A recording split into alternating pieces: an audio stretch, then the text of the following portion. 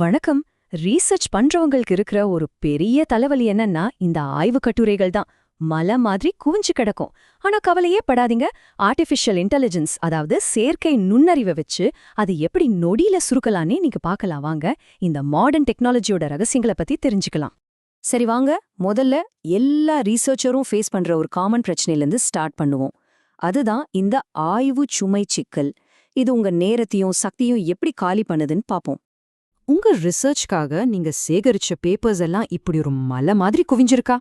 முக்கியமா literature review பண்ணும்போது பாத்தீங்கன்னா நூத்துக்கணக்கான பேப்பர்ஸ் கிடைக்கும். ஆனா இது எல்லாத்தையும் ஒன்னொன்னா உட்காந்து படிக்க நமக்கு டைம் இருக்குமா? அதுதான் இங்க பெரிய கேள்வி. ஆமா, சும்மா யோசிச்சு பாருங்களேன், இது எவ்ளோ பெரிய டைம் வேஸ்ட். இதுதான் இன்னைக்கு ரீசர்ச்சர்ஸ் ஃபேஸ் பண்ற ஒரு பெரிய சேலஞ்சே.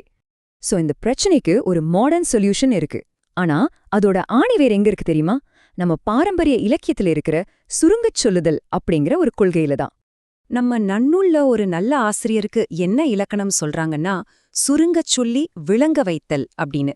அதாவது ஒரு விஷயத்த ரொம்ப வளவளன்னு பேசாம சிம்பிளா ஷார்ட்டா சொல்லி புரிய வைக்கிறது தான் அறிவோட அழகி. நம்ம முன்னோர்கள் அன்னைக்கு சொன்ன அந்த ஒரு சூப்பரான ஐடியாவுக்கு இன்னைக்கு ஒரு டெக்னாலஜி ஃபார்ம் கிடைச்சிருக்கு. அதுதான் ஆர்டிஃபிஷியல் இன்டெலிஜென்ஸ் சம்மரைசேஷன். சொல்லப்போனா நம்ம பாரம்பரிய அறிவோட ஒரு மாடர்ன் வெர்ஷன் தான் இந்த டெக்னாலஜி. ஓகே, இந்த டூலை யூஸ் பண்றதுக்கு முன்னாடி ஒரு நல்ல ரீசர்ச் பேப்பர் சம்மரியில என்னென்ன விஷயங்கள் கண்டிப்பா இருக்கணும்னு முதல்ல நாம தெரிஞ்சுக்கலாம். பாருங்க, ஒரு நல்ல சம்மரிக்கு மூணு விஷயம் தான் ரொம்ப முக்கியம். ஒன்னு ஆப்ஜெக்டிவ், அதாவது நோக்கம். ரெண்டாவது மெத்தடாலஜி, அதாவது ஆய்வு முறை. மூணாவது ஃபைண்டிங்ஸ், அதாவது முடிவுகள். சிம்பிளா சொல்லணும்னா இந்த ஸ்டடி எதுக்காக பண்ணாங்க, எப்படி பண்ணாங்க, கடைசியா என்ன கண்டுபிடிச்சாங்க, இந்த 3 கேள்வியையும் நம்ம ஏஐ கிட்ட கேட்டா போதும், அதுவே அழகா பிரிச்சு நமக்கு கொடுத்துடும். சரி, இப்போ பிராக்டிக்கலா விஷயத்துக்கு வருவோம். நீங்களே எப்படி ஒரு ரிசர்ச் பேப்பரை ஏஐ வச்சு சம்மரைஸ் பண்ணலான்னு ஸ்டெப் பை ஸ்டெப்பா பார்க்கலாமாங்க. பிடிஎஃப் ஃபைல்ஸை சம்மரைஸ் பண்றதுக்கு நிறைய ஏஐ டூல்ஸ் இருக்கு. உதாரணமா ChatGPT+, Claude, Elicit, SciSpace. இதுல Claude ரொம்பவே பவர்ஃபுல். ஏன்னா நூத்துக்கணக்கான பக்கம் இருக்கிற பெரிய ஃபைல்ஸை கூட அதை அசால்ட்டா ஹேண்டில் பண்ணும். ஸோ உங்க தேவைக்கேற்ற மாதிரி ஒரு டூலை செலக்ட் பண்ணிக்கோங்க. இந்த மொத்த ப்ராசஸுமே ரொம்ப சிம்பிள். இந்த 4 ஸ்டெப் தான். முதல்ல உங்க பேப்பரோட பிடிஎஃப் ரெடியா வச்சுக்கோங்க. ரெண்டாவது உங்க ஏஐ டூலை சூஸ் பண்ணுங்க. மூணாவது கரெக்டான கமாண்ட், அதாவது ப்ராம்ப்ட் கொடுங்க. கடைசியா வர ரிசல்ட்டை ஒரு ரிசர்ச் நோட்டை சேவ் பண்ணி வச்சுக்கோங்க. அவ்வளவுதான். இப்போ இந்த மொத்த ப்ராசஸ்லயே ரொம்ப முக்கியமான ஒரு பகுதிக்கு வரோம். அதுதான் ப்ராம்ப்ட், அதாவது நாம ஏஐக்கு கொடுக்கற கமாண்ட்.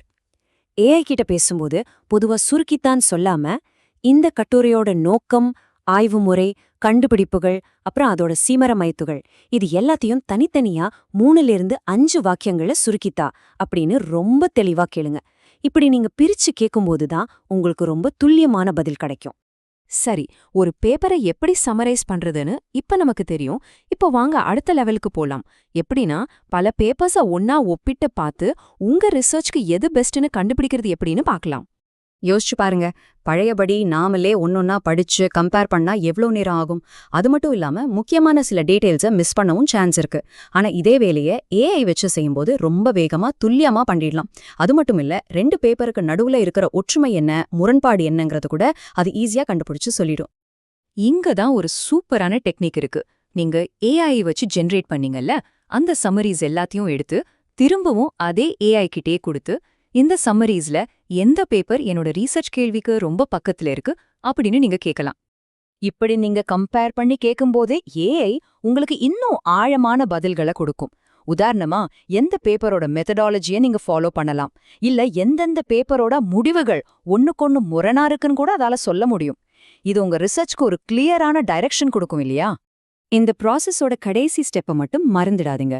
ஏஐ கொடுத்த சம்மரீஸை ஜொட்டேரோ, மெண்டலே மாதிரி ரெஃபரன்ஸ் மேனேஜர்லயோ இல்ல சிம்பிளா ஒரு எக்ஸல் ஷீட்லயோ சேவ் பண்ணி வைங்க. இப்படி பண்றது உங்களுக்குன்னு ஒரு பர்சனல் நாலேஜ் பேஸை உருவாக்கும்.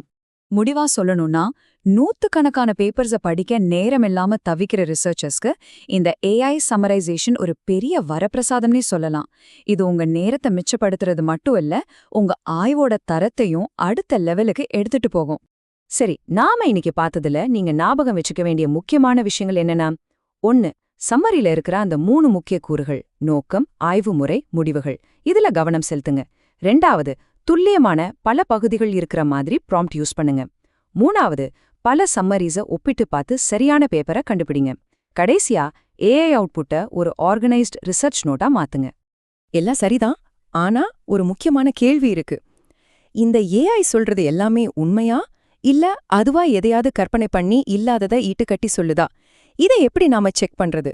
இது ரொம்ப ரொம்ப முக்கியமான ஒரு கேள்வி. இத பத்தி நாம அடுத்த பகுதியில விரிவாவே பார்க்கலாம்.